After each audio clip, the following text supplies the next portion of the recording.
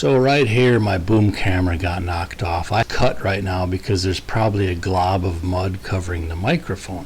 But I kind of imagine this is what it would be like to get buried alive right here. Alright, I think we should have our first release here of water. It's going to be like popping a giant pimple. Alright, so I'm on helping my friend out, Mark, with this ditch and these woods that are flooded. So I'm going to be going all the way to down there where there's a lot of standing water. He's got a road and a culvert right here. And here you can see more standing water. I'm going to start down there where the excavator is. So I'm going to clean this entire stretch out. And then depending on how the time goes, how my back feels, I'll go into the woods and try to keep draining them woods up there. So we'll get started here.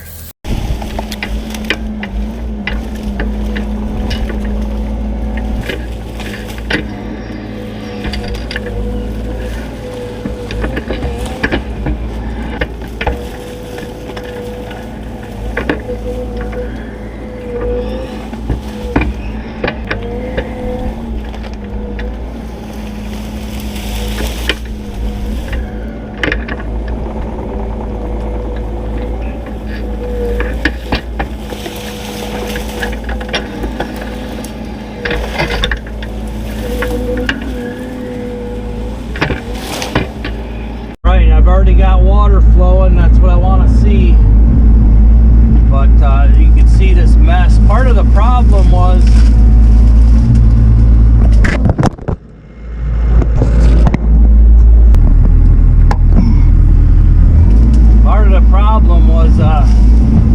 when he had this logged,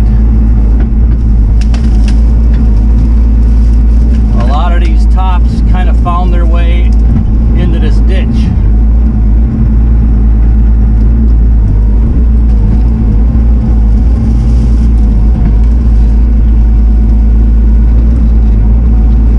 Fun watching this thing just open up, and most of them woods should really drain down.